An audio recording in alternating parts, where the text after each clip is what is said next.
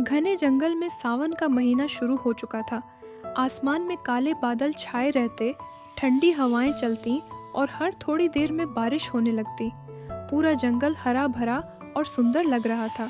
पेड़ों की पत्तियां चमक रही थीं और नदियां पानी से भर गई थीं। इसी जंगल में एक छोटी सी चिड़िया रहती थी जिसका नाम था चिंकी। चिंकी बहुत मेहनती और समझदार थी। उसने पेड़ की ऊंची डाल पर अपना छोटा सा घोंसला बनाया हुआ था।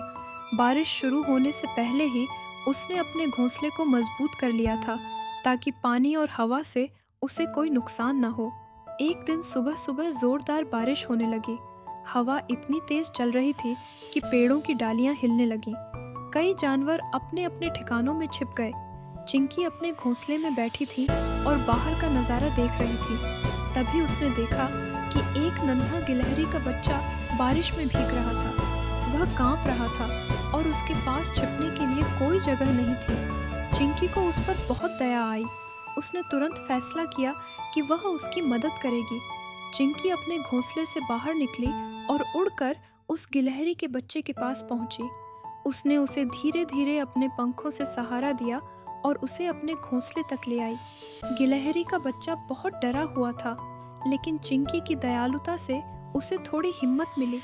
घोंसले में पहुंचकर चिंकी ने उसे सूखे पत्तों पर बैठाया और अपने पंखों से उसे गर्म रखने लगी। थोड़ी देर में गिलहरी का बच्चा आराम महसूस करने लगा। बारिश लगातार हो रही थी, लेकिन अब वह सुरक्षित था। कुछ समय बाद बारिश हल्की हो गई। गिलहरी की माँ अपने बच्चे को ढूंढते हुए वहां पहुंची। जब उसने अपने बच्चे को सुरक्षित देखा तो वह बहुत खुश हुई। उसने चिंकी का धन्यवाद किया और कहा, तुमने आज मेरे बच्चे की जान बचाई है। मैं तुम्हारा यह एहसान कभी नहीं भूलूंगी।